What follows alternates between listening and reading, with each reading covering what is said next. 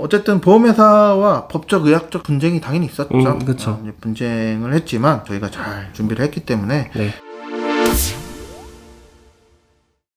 안녕하세요. 잘 지내시죠? 네, 오랜만입니다. 날씨가 너무 더워요. 아, 더워요. 너무 여름이라 그러지. 자, 아무튼 오늘은요, 영조물 배상 책임보험 지난번에 몇 번 그렇죠. 소개해드린 적이 네, 있었는데, 한번 찍었죠. 네, 이거 보고 문의 주시는 분들이 있어서 네. 관련 사례들 한 번 더 소개를 네. 해드리려고 합니다. 네, 어떤 사건인지 한번 말씀 부탁드립니다. 네, 오늘 소개할 사건은요, 상수도관 그리고 도로관리상의 하자로 네네. 도로가 결빙이 돼서 오토바이를 타고 주행을 하시던 분이 네네. 미끄러져서 넘어지면서 다치게 된 그런 사고에 대해서 네네. 저희가 영조물 배상 책임보험금을 청구해서 받았던 사례를 소개해드릴까 하는데요. 그 사건이 예, 예. 뭐 어떻게 진행되고 어떻게 다치셨는지 개요 한번 말씀 부탁드립니다. 성질 급하시네요. 바로 소개해드리려고 했는데, 네네. 아무튼 이 사건은 결빙됐다고 하면 네, 겨울이었겠죠. 그렇죠. 아주 추웠던 겨울, 영하 10몇 도씩 했던 네.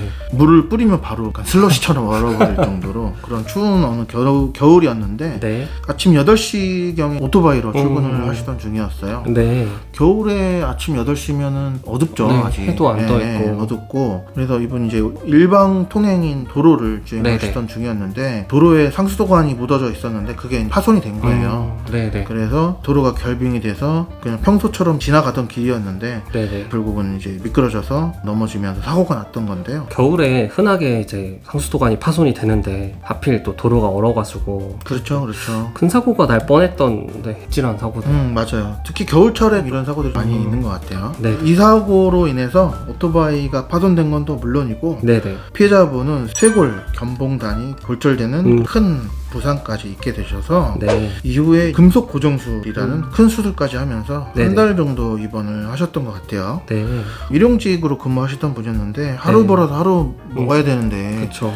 한 달 쉬면 정말 힘들잖아요. 그래서 빨리 회복을 하려고 네. 치료비를 본인이 부담해 가면서 물어보니까 한 420만 원 정도 이 정도 쓰셨다고 하더라고요. 네. 그래서 열심히 치료를 받고 또 재활에 전념을 했지만 네. 결국은 수술 부위에 보기 흉한 네네. 9cm 정도 흉터가 남아서 좀 안타까움을 더했었는데요. 네네. 그것보다도 더 심각한 문제는 왼쪽 팔을 제대로 움직이지 못하는 네. 그런 상태 때문에 네네. 정상적으로 본인의 어떤 생업으로 돌아갈 수 없을 정도로 네네. 후유장애가 남게 됐던 게 더 심각한 문제였는데, 네. 그래서 앞으로 어떤 일을 하면서 어떻게 또 먹고 살아야 될지 앞길이 깜깜하고 또 막막하다 저한테 하소연을 하시면서 네네. 이걸 어디서 어떻게 또 누가 얼마나 보상을 또 해줄 수 있는 거냐 이런 것들을 막연해 하시면서 네. 억울함을 저희한테 또 호소를 하셨었는데요.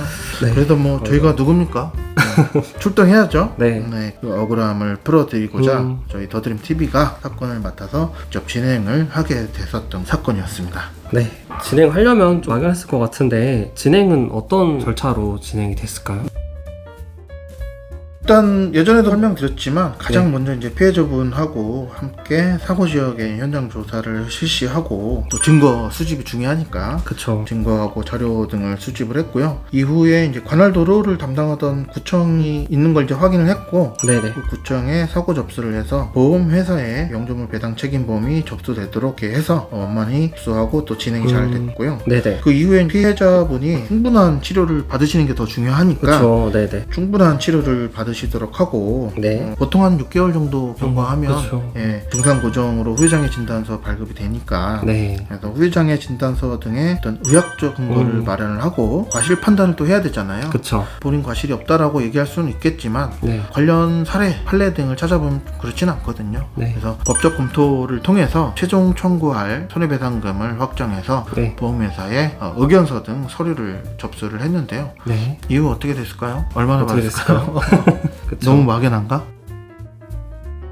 어쨌든 보험회사와 법적 의학적 분쟁이 당연히 있었죠. 그쵸. 이제 분쟁을 했지만 저희가 잘 준비를 했기 때문에 네. 피해자분은 아주 만족스럽다고 하셨는데 3천만 원 정도의 보험금을 네. 받고 생업으로 돌아갈 준비를 하시게 됐습니다. 고생하셨네요. 영조물 사고 피해가 입었을 때는 이걸 어떻게 해야 되는지 유의사항 같은 게 있을까요? 네, 전에도 수차례 가격 강조했었죠. 못 강조했죠. 보신 분들은 여기 저번에 방송했던 영상 또 한번 클릭해서 확인해 보시고 돌아오시면 되고요. 예. 지자체가 관리하는 시설이나 영조물 등의 하자가 음. 사고를 유발시킬 수 있고, 뭐 이 사건 같은 경우는 불가항력적인 사고일 수도 있었겠죠. 기온 급강하로 인해서 이렇게 파손되는 경우는 그쵸. 우리가 어떻게 하겠냐, 자연재해 아니냐 이렇게 얘기할 수도 있겠지만, 그쪽에서도 억울할 수도 네. 있겠죠. 그렇지만 조금 다른 시각으로 접근을 했을 때 네. 이 사건을 보면 결국은 파손된 것 자체는 자연재해라고 할지언정 네. 주변에 안전 펜스나 그쵸. 뭐 안전 바를 설치한다든지 2차 사고가 발생하지 않도록 네. 해야 될 의무가 그렇죠. 있는데, 관리를 잘 네, 해야 그렇죠. 그런 것들이 좀 소홀했다고 볼 수 있는 거죠. 예. 어쨌든 사고 사실을 입증하는 게 가장 중요하거든요. 그렇죠. 네가 그때 다친지 어떻게 알아? 이렇게 얘기할 수도 있단 말이에요. 그래서 그렇죠. 반드시 목격자가 있다면 목격자 진술, 그리고 그렇죠. CCTV, 블랙박스, 119를 이용했다면 구급활동 일지 같은 것들이 있어요. 그래서 네네.